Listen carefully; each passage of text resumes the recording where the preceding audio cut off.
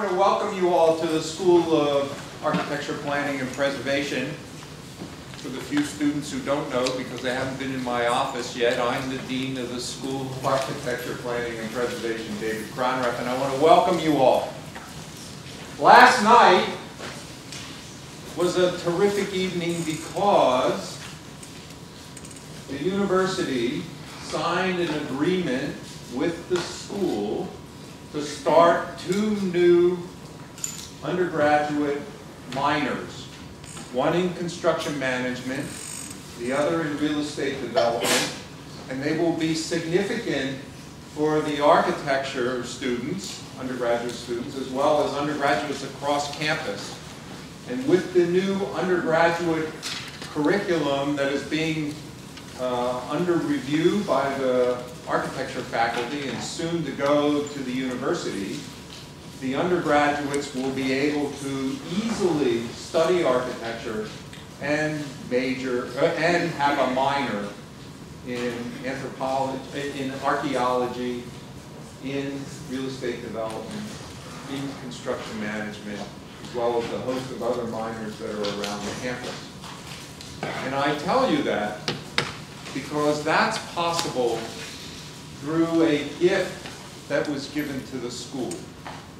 And tonight, we are celebrating another gift that was given to the school by a very generous family. And I'd like to introduce them to you because this is the inaugural lecture series of the Craig and Evie Spangler lecture series.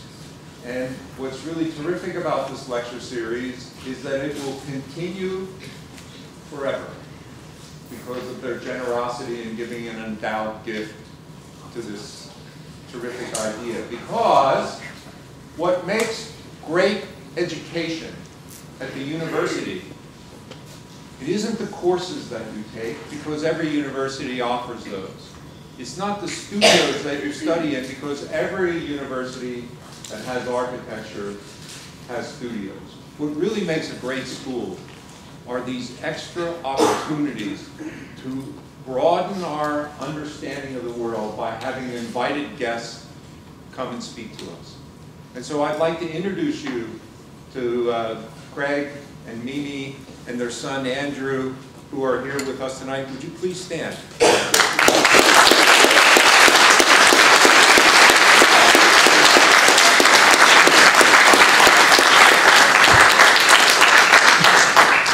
We're very fortunate to have alumnus and friends like Craig and Mimi who really care about the school and want to see us continue on our flight towards excellence. And so I'm really appreciative of everything that you have done for us.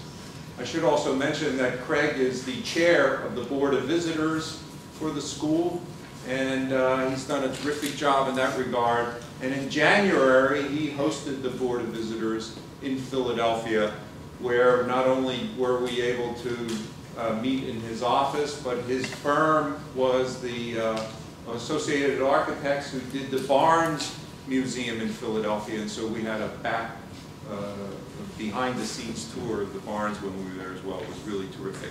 And so with that, I'd like to introduce Brian Kelly, who you all know, who will introduce our speaker this evening. David, I think that the idea of the lecture going on forever was exactly what I had in mind on this eve of a big snowstorm. We're just going to hunker down. I told Hiroshi he only had an hour's worth of material, but now he's going to stretch it out forever since we have no end point that we have to worry about. Craig, Mimi, Andrew, welcome. It's great to see you guys here. It's really gratifying this morning to wake up, to get on the treadmill and looking at the Washington Post online and see that there's a nice article in there about Science Hall that you guys are just completing at George Washington University. Really proud of alums that do great buildings and get great recognition for the work that they do. What you guys need to know is that both Craig and Mimi have been supporting this program not only as donors, financial donors to the program, but also in kind. Mimi has lectured several times now in the professional practice course, and we hope to have her back next year. She works on basically giving the individuals that attend that class a sense of the kind of a sense of propriety as to how one operates in the professional world, how one projects themselves, and how others might see them as they project themselves. And it's been a great session. It's always gotten rave reviews from the students. Andrew is going to be signing up for classes starting tomorrow, so not really. But I just the back channel here. We don't have school tomorrow. That's right, no classes tomorrow. That's why you're signing up. It's really appropriate, I think, that this lecture series has evolved this way. The lecture series, after talking to Craig and Mimi a little bit and learning from them the intent of the lecture series as opposed to me sitting down really reading the MOU. It didn't have any pictures in the MOU, so I suspect that's why I found out this way. Is the intent of this series is to feature the work of architects before they are known nationwide. And that may be a little bit of a problem. Hiroshi's on the cusp, I think, of projecting himself nationwide. But we've gotten somebody that is right on the cusp of breaking out and becoming a phenomena in their own right. And I think that's really appropriate, and I really think it's a great idea that we're featuring talent that you probably wouldn't see in other venues at other places. Hiroshi Jacobs is also our lecturer for this evening, and with this backstory on him getting invited is a very interesting backstory that I want Craig and Andrew and Mimi to know, which is that we have a tradition at the end of every semester where we gather the faculty and students together and we talk about what we think we need for the next semester. And one of the topics that came up from the students was we would like more input into the lecture series. And so I said, okay, I've got to deal with you. You give me some names by the 1st of January, and I guarantee you that we will be selecting from that list. And they have to be up-and-coming names that would be appropriate for this brand new lecture series. Well, lo and behold, wasn't really expecting that response, but I got a list of some 20 names, and Hiroshi's name was right at the top of that list as the choice of the students to be that young talent representing cutting edge and new ideas. And that to me was it was great that Hiroshi was available to do this. It was great that the students were able to be part of this process. And we're going to see if we can continue that into the future. So it's a great opportunity for all. Hiroshi, I'm just going to give you just a quick background, is a graduate of Tulane University. He received his B.Arch at Tulane. He came to the Washington-Baltimore region for a period of time, worked for RTKL, and then took time to go back to graduate school. And when he was back in graduate school, he went to the GSD at Harvard. And he came back to the Washington-Baltimore area, has been more recently working with studio architects. In the meantime, he formed his own group that's called Hijack, which is a kind of interesting proposition. It kind of runs against the grain of traditional practice. It kind of builds on the back of some ideas of traditional practice, but at the same time, it delves into art, it delves into software. It's really a kind of innovative move on the part of Hiroshi to reach beyond the sort of conventional route that perhaps many of us might have taken during our internship. Importantly, in the last year, Hiroshi was recognized by the American Institute of Architects with one of its three, I think, or four AIA Associate Awards. And in that period of time between being recognized at the AIA convention for being one of the innovators in the field, one of the great contributors as an associate, in that period of time since then, Hiroshi's become a registered architect. So this is a guy that seems to be able to do it all. Let's welcome Hiroshi Jacobs.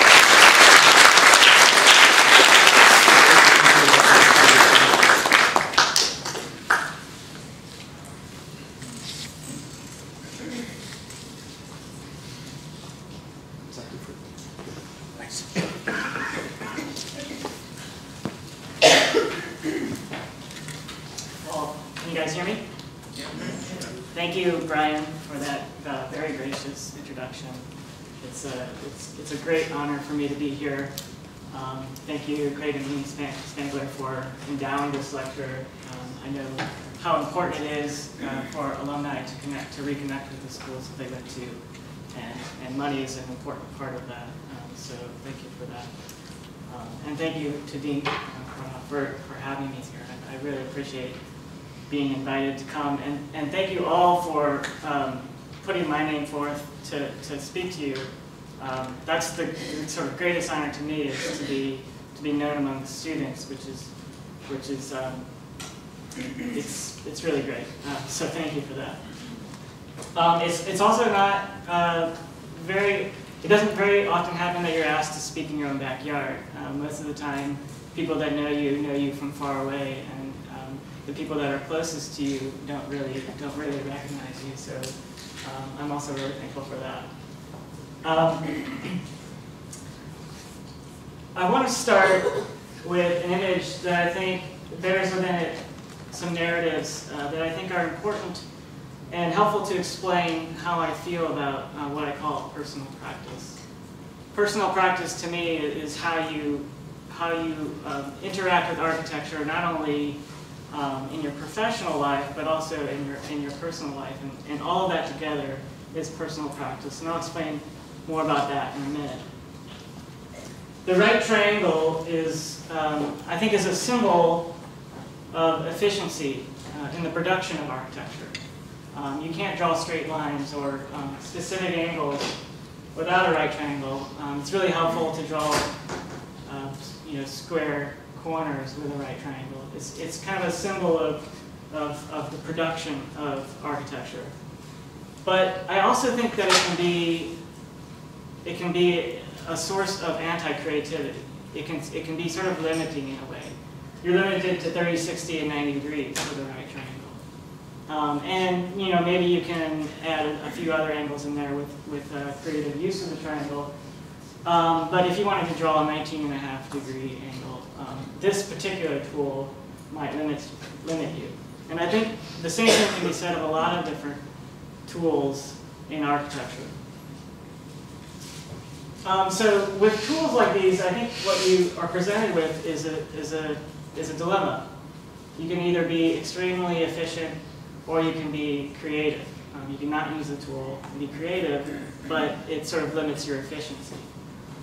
But I think the most interesting thing about these particular triangles is that they were specifically created for one project.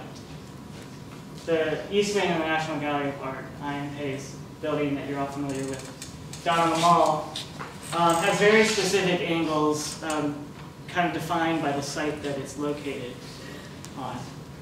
And Jan Weymouth, the chief architect for IMP, decided he wanted to use the site as part of the creation of the project, and so he specifically created triangles for this one project. You can see here his calculations for the triangles that I just showed you. And what I think is interesting about this is that he was interested in efficiency, obviously, because they had to get the building built. But he was also interested in kind of disrupting the norms of the tools that are actually being used for the production of architecture. So he was being creative at the same time as he was being efficient. And I think this third choice, this combination between efficiency and creativity, is really kind of what I'm interested in as a designer, as an artist, as a practitioner. How can I apply these ideas not only to the projects that I'm working on, but also to my personal practice as a whole?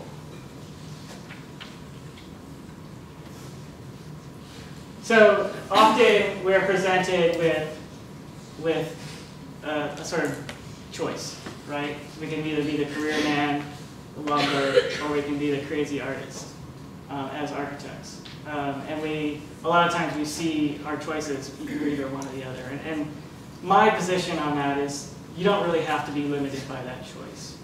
You can be a little bit of both. And that's what I try to do in my practice. So here are some sort of traditional, I would say, opposing ideas about practice. You can be an experimental architect, or you can be a practical architect. You can be an academic, or you can be a professional. You can be an entrepreneur, or you can be an employee. And as Brian put it earlier, what I try to do with my career is not be either or, but be all of these things all at once. And it can be difficult at times, but I think it's really valuable for me, at least personally, to try to integrate all of these different ideas into the way that I practice architecture. And that's not to say that someone who does one or the other is not practicing correctly. It's just something that I need to do, and I think maybe some of you feel the same way, where you don't want to make that choice. And so I think there is this sort of third way that you can go. So what I'd like to do is share a few projects that I've worked on. Some of them are personal projects of mine, and others are projects that I've done as part of my professional practice with the firms that I've worked for. But I think in the end, they all have these ideas that I've been talking about embedded within them, not only in the projects themselves, but also in the aggregate. If you kind of add up those projects, I hope it comes across that I'm trying to get to this this combination of different ideas throughout all of these projects. This project is called Play It Forward. It was completed in 2012, and it was a temporary installation for Digital Capital Week, which is a sort of tech startup conference that happens in DC every year. They had a closing party for the conference at Arena Stage. You can see this is Arena Stage in the background. And they asked us to produce some sort of installation that would speak to changing the city within 24 hours. And so the idea for this project is that you can create art that will actually do something. This is a sculpture, for lack of a better term. That's probably the best way that I can describe it, that donates money to charity by sort of encouraging people to interact with it. It's a game, and the idea of the game is that each one of these cells you see has lights and sensors attached to them, and people would wave their hands over the sensors and basically turn on the lights. And it's a very simple game, but people who maybe have had a few drinks at a party, it's something they can understand. So the idea is that you play, then you interact with this, so you interact with this physical piece, and then you interact with it digitally by scanning the sort of results of the game through an iPad, and then you share that information digitally. So it's kind of a physical and digital interaction piece, sort of, organized in a way to sort of get people to interact with it at a party. And so here you can see people playing with the game. They're sort of interacting with this piece in a very physical way, turning on all of the lights. And if you turn it on within a certain amount of time, then you donate money to charity. Now, the money that was donated to charity, I had gotten pre-donated by the firm that I was working for at that point. So basically, they didn't have to donate their own money. It was sort of coming from a pot of money. But it really kind of, it created an atmosphere in this party where people began to work together to interact with this piece, to win the game and donate money to charity. And then it became a sort of social thing where people from other parts of the party would hear about this game that was going on upstairs, and they would come and want to play with it.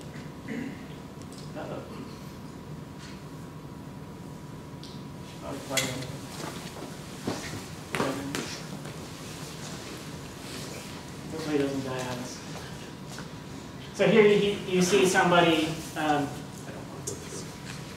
Here you see somebody who has just played the game, is now interacting with it digitally. It produces this very specific QR code that then people can scan with their iPhones, and then it takes them to a website which displays the specific values of their game, how fast they played it, and the faster they played it, the more money that was donated to charity. Just need to find a plug here real quick. That's right here. Sorry about this.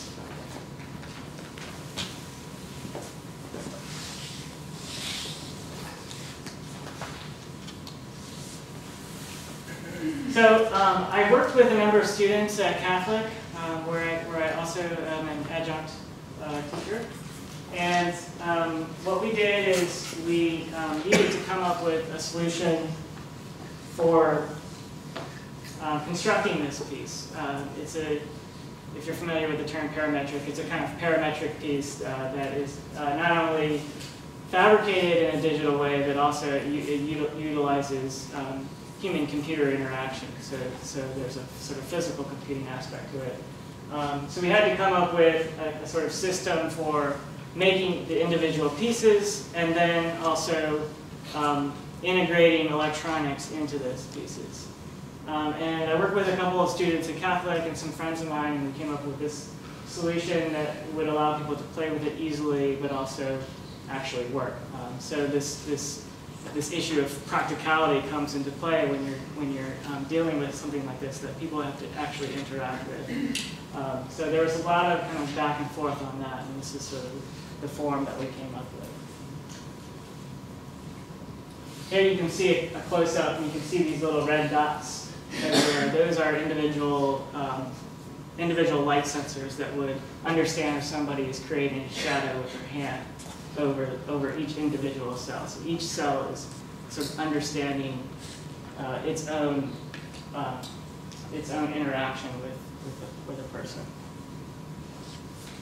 And it's kind of a sculptural object. This has been shown not only at this party, but it was also shown in a local gallery in an experimental media exhibition at Artisphere across the river.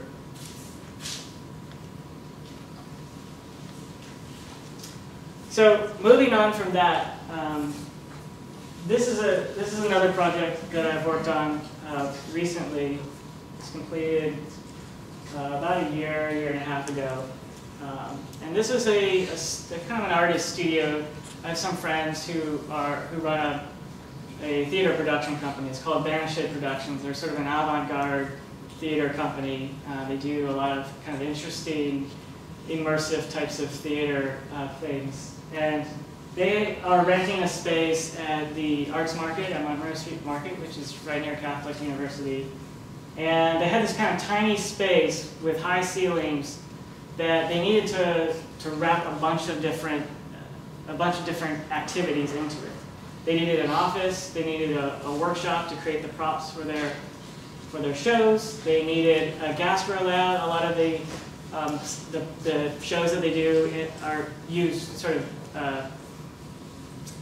innovative food techniques. So they needed a little gastro lab to create their little pills of joy. And they also needed a classroom space. They hold classes in woodworking and theater techniques and that sort of thing. And it all needed to be kind of wrapped up into this 450 square foot space that they have. It's a very small space, you don't know. And so what they came to me with was the challenge to create a kind of statement art piece. This space is also very visible from the metro across from Catholic University. And they wanted to create this statement piece that could perform all of these functions.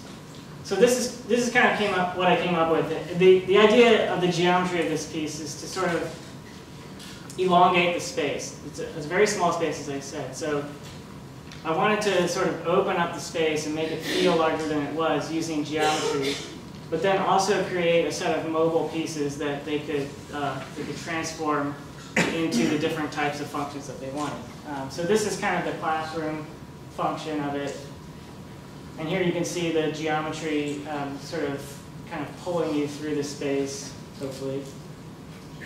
And it opens up into a wood shop. So behind this wall, this movable wall, is a whole wood shop set up there where they can just kind of open it up and create a kind of usable workshop very quickly and then close it up for if they're having a board meeting or having a class that night, you can just very quickly kind of clean things up and bring it together.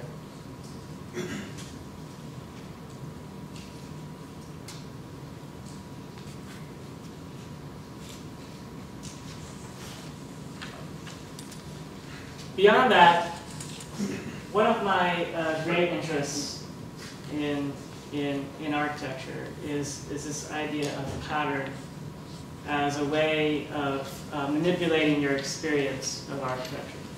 This is Bridget Riley's white discs. It's not my work. And if you'll notice, if you just kind of look at the black dots, you'll notice there's kind of a ghostly after effect of white discs appearing in the spaces in between. Most people see it. How many of you see that? Yeah. It's kind of surreal, right? There's an interesting power of patterns to create effects that manipulate the way you see things. And the way that I've been experimenting with this with a friend of mine, Casey Hughes, is through art installations. Kind of interested in this idea of the pattern effect, how the aggregate of things can then create a sort of greater overall experience. This is a project that we did at Gun Hall at the GSD. And we're interested in what Farshid Musavi calls the affect, which is the sort of ephemeral experience of a surface or of a pattern as it plays in your mind. And so this project is called Flatland. It was a competition, a student competition at the GSD, where they asked the students to sort of design furniture for these outdoor patios that you see sort of terracing down the building. And instead of creating furniture, we created this canopy of sorts. Really just doesn't really act like a canopy, but it encloses space in a way that I think is very interesting. And the idea here is that we wanted to create this affect of a three-dimensional surface using only two-dimensional things. So these are lines. They're each individual bungee cords, actually, that are stretched to become straight lines. And in the aggregate, they start to form surfaces. And those surfaces begin to create spaces.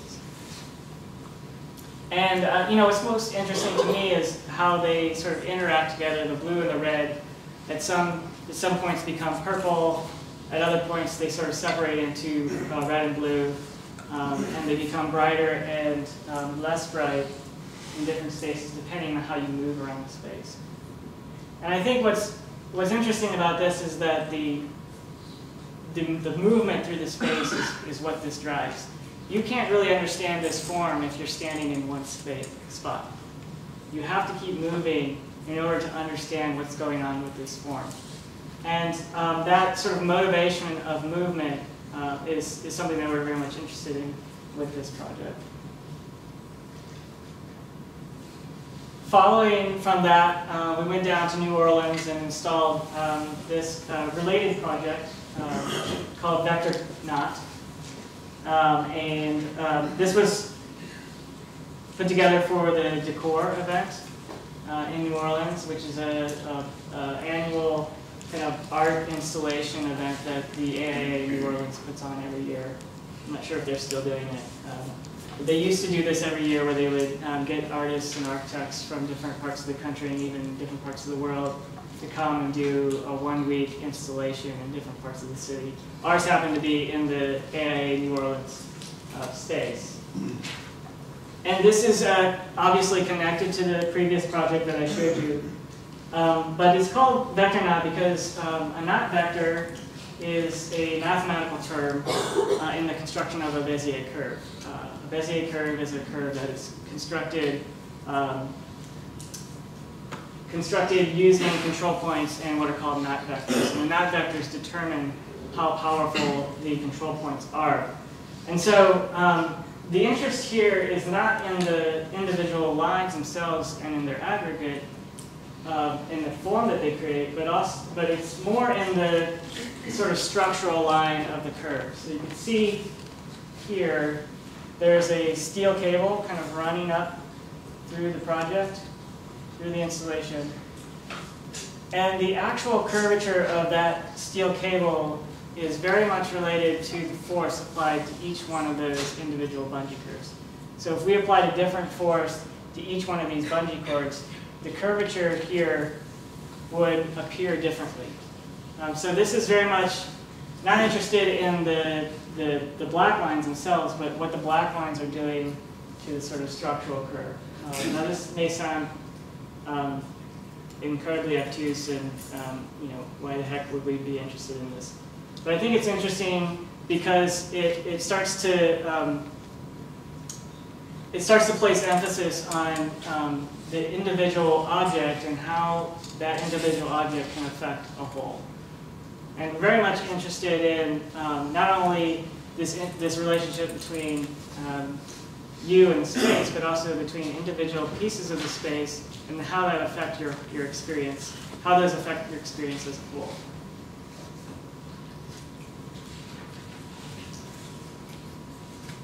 The other sort of interesting thing that I think this started to do is it really started to play with your depth perception as you kind of walk through the space. And again, this is a space that you had to keep moving in order to understand. So this drawing that you see here is more or less a two-dimensional drawing, which on the one hand expresses depth because it has these converging lines, like perspective does. But it also kind of flattens into a flat plane. You can sort of read it as a drawing. But in actuality, if I go back one, what you're looking at is you're sort of standing here looking in this direction.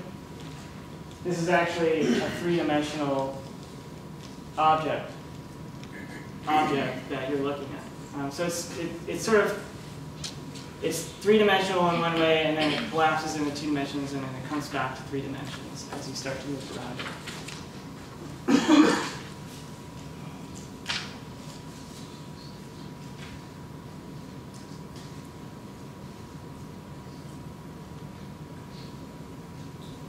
And the last of these, this series of projects is called Vector Cloud, and it was done here in DC at the Flashpoint Gallery, which is in Chinatown. And obviously it's linked, but the interest here, we really began to be very interested in this, this kind of flattening of space that appears when you start to move around and move through these spaces. And so what we tried to do with this project is really kind of layer on many different layers of this sort of twisting surface, and start to really play with your sense of depth perception. And so when you move through this project, and the pictures don't really do it justice, when you move through, you really kind of lose your sense of depth perception. When you're standing in front of this thing, and you sort of reach out, and you can't exactly understand how far that is away because there's so many sort of converging lines in front of you that it really kind of flattened and extruded the space at the same time.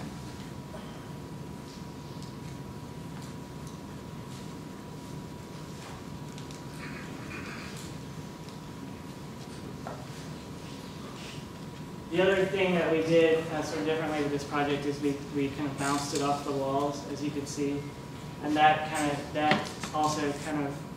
white backdrop also made that experience a lot more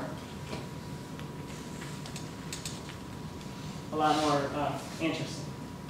So this is a project that I worked on with Studios Architecture in our DC office here, and I don't want to show you the whole project just because it's not really my project. But the part of it that I worked on the most was this screen.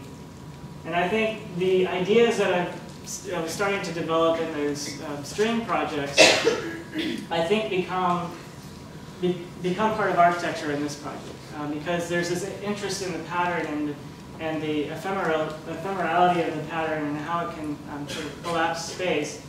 In a very practical kind of way, it's sort of jumping into this real architecture project. So this is a screen that I sort of developed the pattern for. It's a perforated white metal screen in the Georgetown School of Continuing Studies space. I don't know if you guys have seen that. It's in Georgetown. But it's kind of a 3-story atrium that goes below grade from the street level. And here this interesting pattern is being converted to an actual architectural project.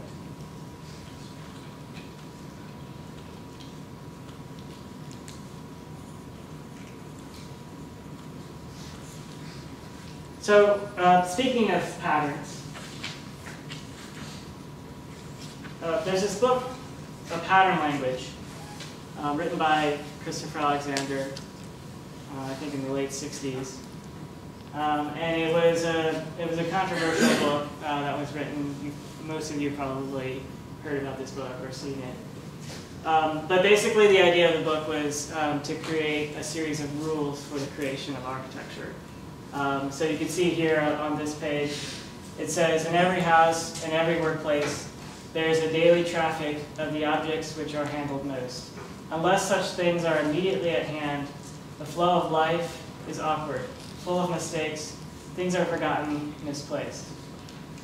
And then down at the bottom it says, therefore, build waist-high shelves around at least part of the main rooms where people live and work. Make them long, 9 to 15 inches deep, with shelves or cupboard underneath. Interrupt this shelf for seats, windows, and doors.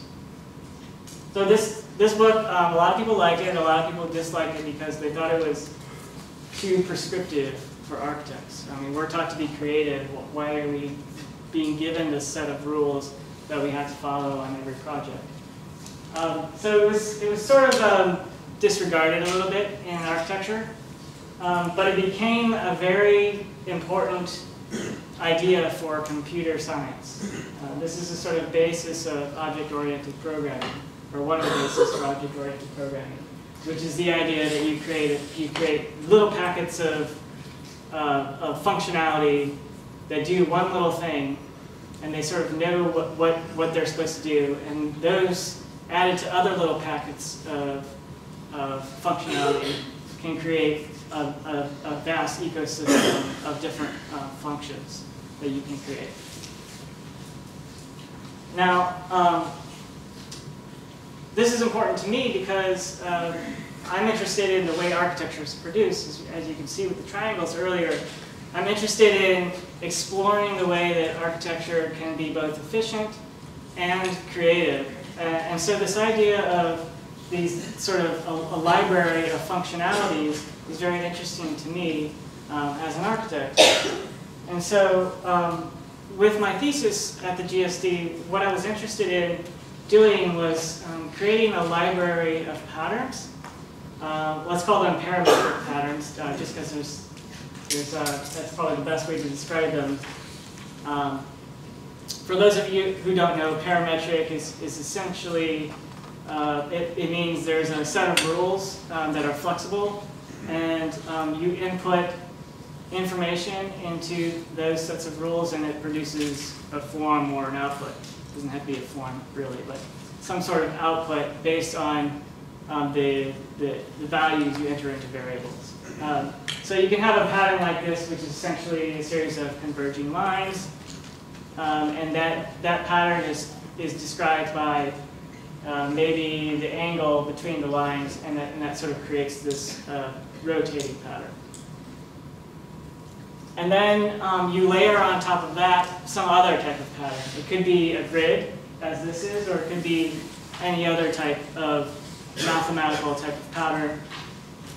And that creates a sort of mother pattern, let's call it, which is when they get layered on top of each other, it's one pattern, it's another, and then maybe 15 of those, creating one kind of mother pattern.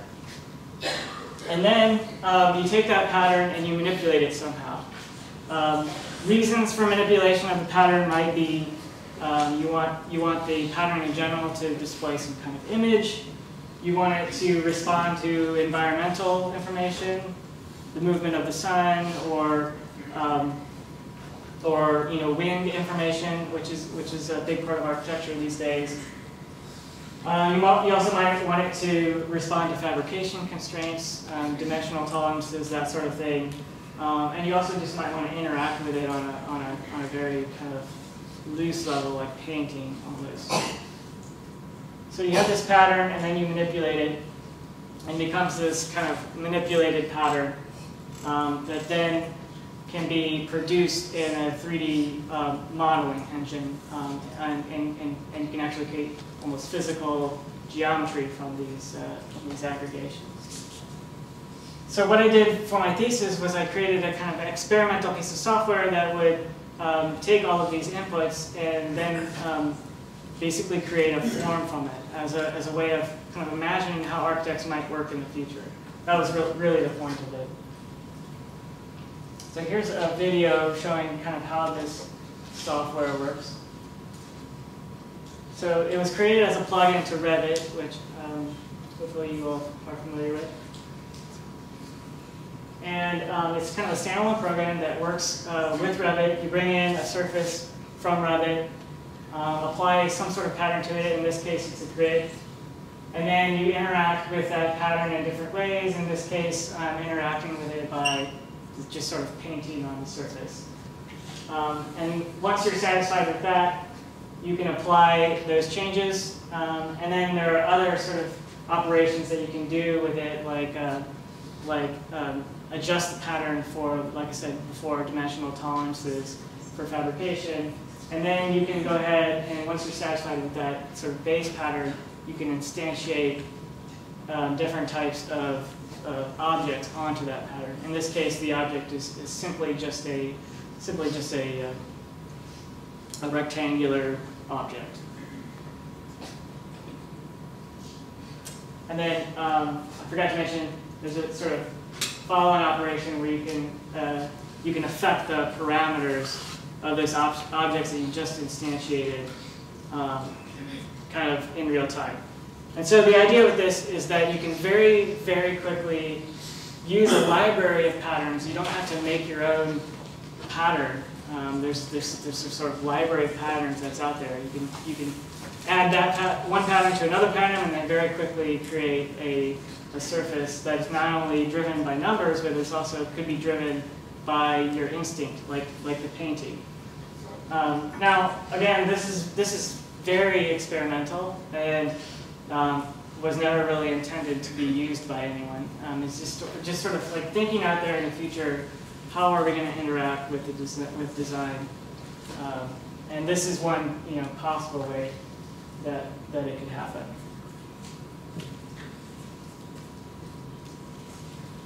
So what's actually surprising about this is the speed at which you can create just a plethora of options. So all of these patterns were created in about an hour on the same surface, just using this library of patterns, this very limited library of patterns that I had. So I think there's a sort of creative power here that could possibly be put to work. I don't know where it's going to go, but maybe just something to think about. Another kind of project that I've been working on over the last few years is called Chameleon. And this one is actually out there for use by people.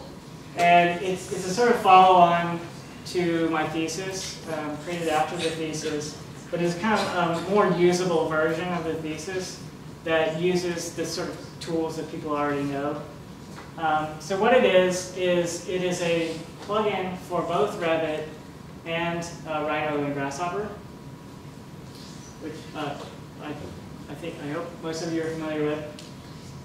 And it's a go-between between the two. So Revit is a very kind of practical software that a lot of people use in the industry. I would say most firms at this point are using Revit or a tool like it to produce drawings, to produce the documentation for buildings.